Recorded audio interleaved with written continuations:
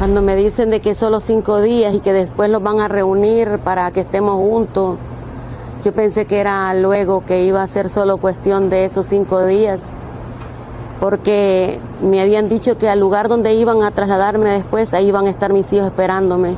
Cuando yo pregunto, llego, ¿verdad?, a proceso donde me estaban procesando, que dónde están mis hijos, y me dijeron, ¿quién te ha dicho que tus hijos iban a estar aquí? Y es ahí donde fue que empezó una agonía tan fuerte. Where are my kids? That mother was taken away from her 2 sons when they crossed the border back in 2017. She did not see them again for nearly 4 years. They were one of more than 5,000 families torn apart under the Trump administration's intentional child separation policy. Advocates say over about 1,000 families remain separated to this day, and that was no accident. Those families were deliberately kept apart. It's all a stark reminder of how destructive the Trump administration's policies were and how they continue to devastate families even now. And that is all highlighted in a new investigative report by Caitlin Dickerson in The Atlantic magazine. Dickerson writes, quote, "The Trump administration declared that separating families was not the goal of the policy, but an unfortunate result of prosecuting parents who crossed the border illegally with their children. Yet a mountain of evidence shows that this is explicitly false. Separating children was not just a side effect, but the intent. Instead of working to reunify families after parents were prosecuted, officials worked to keep them apart for longer."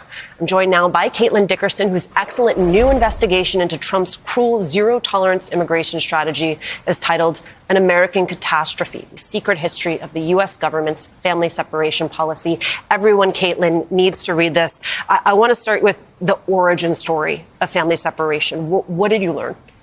The idea to separate families comes out of 9/11, actually, when our country really rethought its approach to border enforcement. So the George W. Bush administration establishes the Department of Homeland Security with this goal of preventing a terrorist attack on American soil in the future.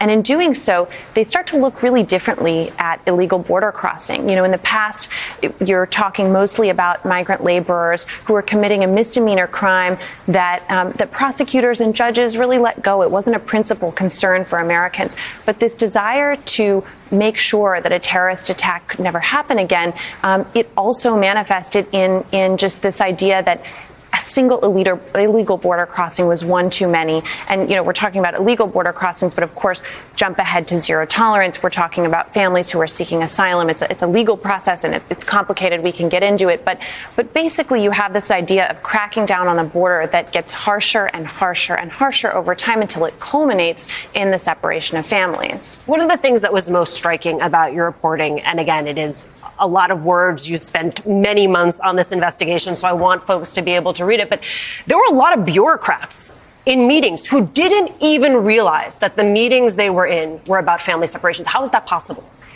One of the things that was most striking to me was this very low baseline of knowledge in Washington about immigration policy. I mean, I've been covering immigration for years. I know it's complicated and it's hard, but you would expect officials in our federal government, you know, who are in charge of this issue area to really understand the nuts and bolts of it, and they didn't. And so as a result of that, when this idea is proposed as kind of this innocuous prosecution initiative to crack down on, you know, quote unquote illegal border crossing, people didn't realize that that meant children were going to be put in the care of an entirely separate federal agency, one whose computer systems didn't speak to those of DHS or DOJ, which was housing the parents. And so it was, you know, nearly impossible to bring the parents and kids back together. People just had no idea. It was nearly impossible to bring them back together, but even when they could, they were keeping them separated for longer. How did that become policy?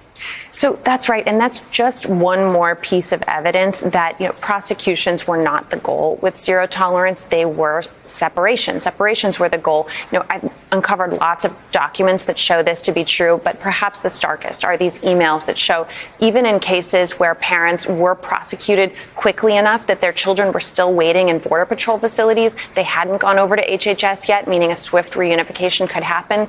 You had officials within DHS and its components saying, whoa, we can't, they literally, quote, we can't have this. This is going to take away from the goal behind this policy. It's not, you know, quote, again, the consequence we had in mind. enforcement and basically pushing to keep these families apart for longer. You also really got a very vivid sense of what these separations look like. Give us a sense of that.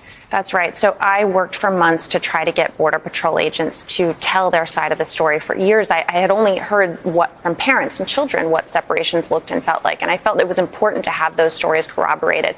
Border Patrol agents wouldn't talk to me. I can't tell you how many canceled interviews, declined to come forward in the first place. But I met a woman named Nerys Gonzalez, who was a Salvadoran consular worker. She watched these separations take place at a Customs and Border Protection processing facility.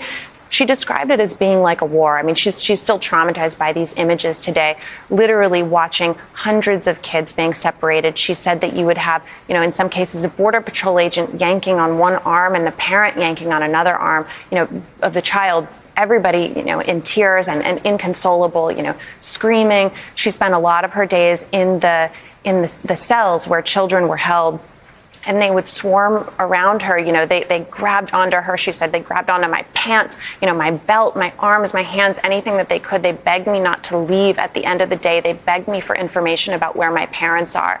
I thought that was really important. Her story matches with what I've been hearing again for years from parents, but it was important to hear it independently from a government official while we're still waiting to hear from American officials their side of the story about, how they believe this looked, but why, all these details. Also, so many stories here of children then being reunited with their families and having experienced such extreme trauma that they're completely dissociated, even as they're finally returned to their parents, just to speak to sort of the long-term trauma that was inflicted upon these children. Of all the players here, the role that Kirstjen Nielsen played is really one that you dig into, because she argues to you that she did not want to sign off on this, faced an enormous amount of pressure. What did you learn? So, and the goal is not to absolve her of any responsibility. Kirstjen Nielsen was the DHS secretary, and she signed off on zero tolerance, full stop. But the backstory about how and why that came to be, I felt was really important, because it speaks to these inherent weaknesses in our system, in our federal government that exists today.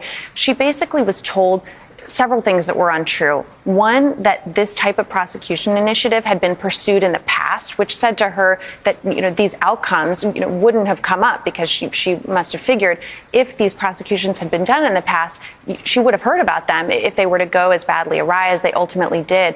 She was also assured that there were systems and processes in place to prevent prolonged separations, to ensure families would be reunified.